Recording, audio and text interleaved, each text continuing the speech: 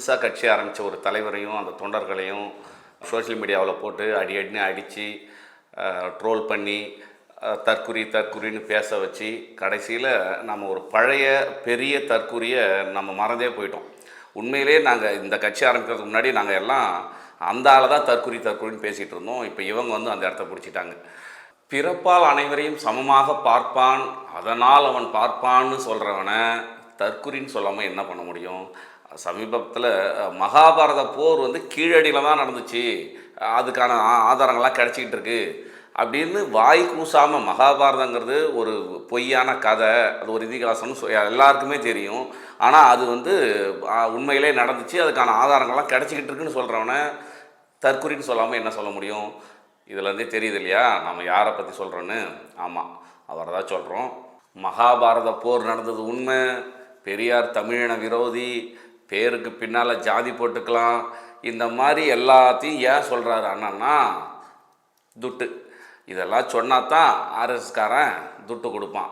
இப்படி ஒரு மானங்கட்ட பொழப்பு பொழைச்சி வாயை வாடகைக்கு விட்டு அவர் சம்பாதிக்கிறதால தான் கிட்டத்தட்ட 10 தலைமுறைக்கு 5 ஸ்டார் வாழ்க்கை வாழ்கிற அளவுக்கு அவர் சொத்து சேர்த்து வச்சுருக்கார்.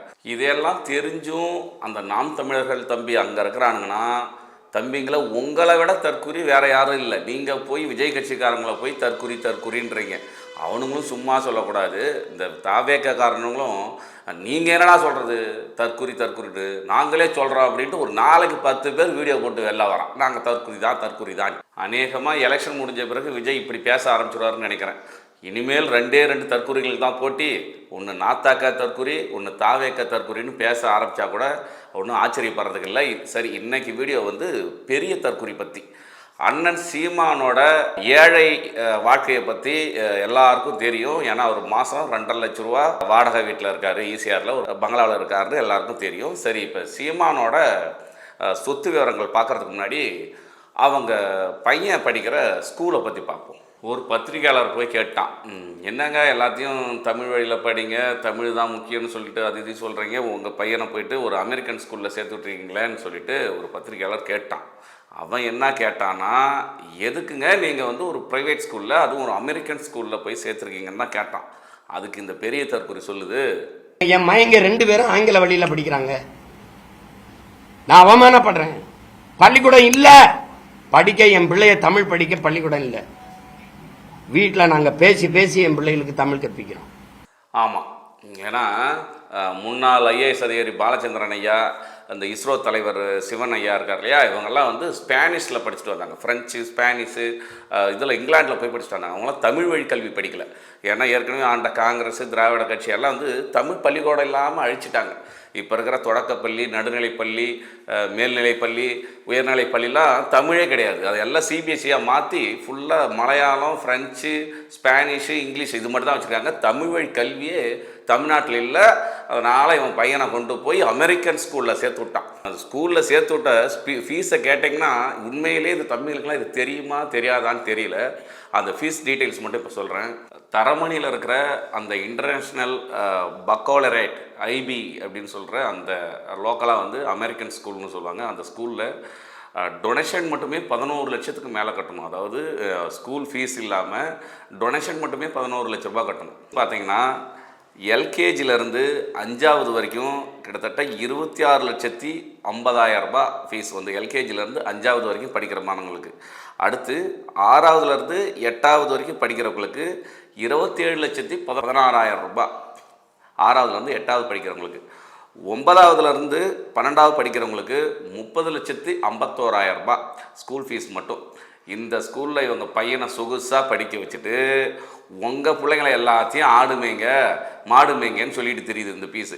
சரி, அடுத்து மொத்தம் 665 பேர் படிக்கிற அந்த ஸ்கூலில் 57 பேர் தான் இந்திய பசங்க. இந்தியர்கள் வந்து 57 பேர் தான். அதில் 2 பேர் உங்கள் சீமானோட பையனும் அவங்க மச்சினிச்சி பையனும். இப்போ விஷயத்துக்கு வரும். அண்ணன் 2026 பிரமாண பத்திரம் தாக்கல் பண்ணோம் இல்லையா தேர்தல் அதிகாரிகிட்ட, அதில் வந்து அவருடைய சொத்து விவரத்தை குறிப்பிட்டிருக்காரு. பெருசாக வந்து தம்பிகள்லாம் அதெல்லாம் பார்க்க மாட்டாங்க. அண்ணன் என்ன வச்சுருந்தா என்ன, நம்ம மட்டுக்கு கை தட்டி விசிலடிச்சுட்டு போயிடுவோம் அப்படின்னு நினச்சிக்கிட்டு இருப்பீங்க. இந்த சொத்து விவரத்தை மட்டும் கேட்டுக்குங்க.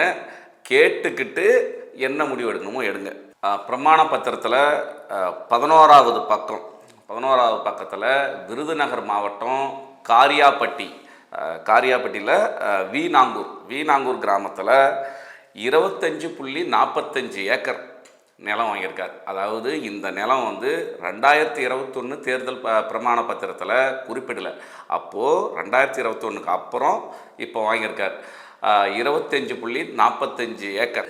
இதோட சொத்து மதிப்பு பல கோடி ரூபாய், 5 கோடிக்கு மேலே இருக்குன்னு சொல்கிறாங்க. ஆனால் வந்து 50 லட்ச ரூபா தான் இந்த சொத்தோட மதிப்பு. அதாவது ஒரு ஏக்கருக்கு 2.5 லட்ச ரூபா பேரில் போட்டு தாக்கல் பண்ணியிருக்காங்க.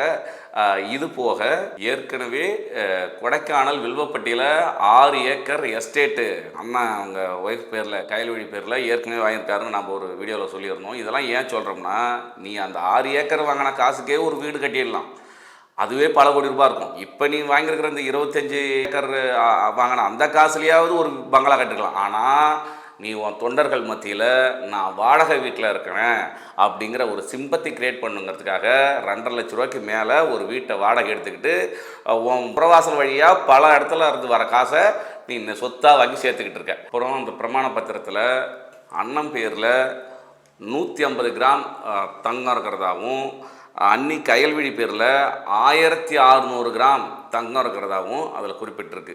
இது என்ன விஷயம்னா, கிட்டத்தட்ட இதுவே 2 கோடி ரூபாய்க்கு மேலே வரும். இதோட மதிப்பே வந்து 2 கோடி ரூபாய்க்கு மேலே வரும். இது வந்து கவர்மெண்ட்டுக்கிட்ட காட்டின சொத்து மட்டும். இப்போ இதுக்கப்புறம் நான் எவ்வளோ இருக்குது என்னன்னு தெரியல. பிரமாண பத்திரத்தில் குறிப்பிட்டிருக்கிறது மட்டும் இவ்வளோ சொத்து. நேர்மையான ஊடகவியலாளர்கள் எல்லாருமே ஏற்கனவே சொல்லியிருந்தாங்க, அண்ணன் ஒரு ஆர்ப்பாட்டம் நடத்தினா அதுக்கு பின்னாடி பல கோடி ரூபாய் பேரம் இருக்குது அப்படின்னு பல வாட்டி பல போராட்டங்களை மென்ஷன் பண்ணி சொல்லியிருந்தாங்க. அதெல்லாம் பின்னாடி வர வீடியோவில் பார்ப்போம். ஏன்னா அண்ணன் வந்து இப்போ ஆடு மாடு மாநாடுலாம் போட்டார் இல்லையா, அதுக்கு முன்னாடி கூட கல்குவாரிக்கு எதிராக போராட்டம், மணல் கடத்தலுக்கு எதிராக ஏன் இப்போ மணல் கடத்தலே நடக்கலையா, ஏன் போராடலை, அதுக்கு பின்னாடிலாம் சில கோடிகள் கைமாறி இருக்குது. இதெல்லாம் பற்றி நம்ம வந்து ஆதாரத்தோட பின்னாடி பேசுவோம். இப்போ இந்த சொத்து விபரத்தெல்லாம் எதுக்கு நம்ம நாம் தமிழர்கள் தம்பிக்கிட்ட போய் சேர்க்குறோம்னா, நீங்கள் போடுற ஓட்டெல்லாம் கணக்கு வச்சு தான் அந்த ஆள் காசாக்கி சொத்து சேர்த்துக்கிட்டு இருக்கான். இது உங்களுக்கு தெரியுதா தெரியலையான்னு தெரியல. நீங்கள் போடுற ஓட்டை கணக்கு காட்டி எனக்கு இத்தனை சதவீதம் ஓட்டு இருக்குன்னு சொல்லி தான் தொழிலதிபர்கள்ட்டையும் ஆர்எஸ்எஸ்டையும் பிஜேபிக்கிட்டையும் மற்ற கட்சிகள்கிட்டையும் வேட்பாளரை பேரை சொல்லியும் பணம் வாங்கிட்டு இருக்கான். அந்த ஆள் பேசுகிறது எல்லாத்துக்கும் கை தட்டிட்டு சிரிச்சுக்கிட்டு நீங்கள் இருந்த விளைவு தான் இன்றைக்கி இங்கே கொண்டு வந்து நிறுத்தியிருக்காங்க. 233 பேர், அந்த ஆளை தவிர 233 பேர் வேட்பாளராக நிற்கிறீங்களே, உங்களுக்கு இதில் வந்து ஒரு பைசா தந்திருப்பாரா தேர்தல் செலவுக்கு? எதுவுமே தரமாட்டாந்தால் நீங்கள் எல்லாத்துக்கும் கை தட்டிட்டு போன அதோட விளைவு தான் இன்றைக்கி இங்கே வந்து நிற்குது. அன்னைக்கே காமராஜர் இறந்ததுக்கு அண்ணா தான் அதிகமாக அழுதாரு அப்படின்னு அந்த ஆள் சொல்லும் போதே, காமராஜர் வந்து அண்ணா செத்ததுக்கு அப்புறம் தான் 6 வருஷம் கழிச்சு தாயா காமராஜரே இறந்தாரு, நீங்கள் அன்னைக்கே வேணா ஒருத்தன் கேள்வி கேட்டிருந்தீங்கன்னா, ஏயா பொய்யா புளியை தள்ளுற, நாங்கள் கை தட்டணுங்கிறதுக்காக என்ன வேணாலும் அடிச்சு விடுவியான்னு சொல்லி அன்னைக்கே கேட்டிருந்தீங்கன்னா இந்த அளவுக்கு இந்த விஷயம் வந்து இங்கே வந்து நிற்காது. இப்போ இந்த சொத்து விபரத்தை எல்லாத்தையும் நம்ம வெளியிட்ட பிறகு இதில் முரட்டு தம்பிங்க பல பேர் இருப்பான். அவங்களாம் வந்து என்ன சொன்னாலும் திருந்த மாட்டான். அவன் என்ன பண்ணுவான்னா, ஏன் ஸ்டாலின்ட்ட இல்லையா பணம், ஏன் எடப்பாடிட்ட இல்லையா பணம், அவன்கிட்ட இல்லையா சொத்து, இவன்கிட்ட இல்லையா சொத்து, அவனுங்களாம் அவங்க எல்லாம் ஆட்சியை பிடிச்சாங்க, அதில் கொள்ளையடிச்சாங்கன்னு கூட வச்சுக்கோ. உன் கட்சியில் ஒரு கவுன்சிலர் கூட யோக்கியம் இல்லாத உங்களுக்கு உன் தலைவனுக்கு எப்பரா இவ்வளோ பணம் வந்துச்சுன்னு ஒருத்தவனாச்சும் கேளுங்கடான்னு தான் நம்ம சொல்கிறோம். என்ன சொன்னாலும் நீங்கள் திருந்த மாட்டீங்களா, இல்லை உண்மையிலேயே இதெல்லாம் யோசிச்சு பார்ப்பீங்களாங்கிறத பொறுத்துறது பார்ப்போம். என்ன இருந்தாலும் இவர் சீமான், இவர் மிகவும் ஏழை.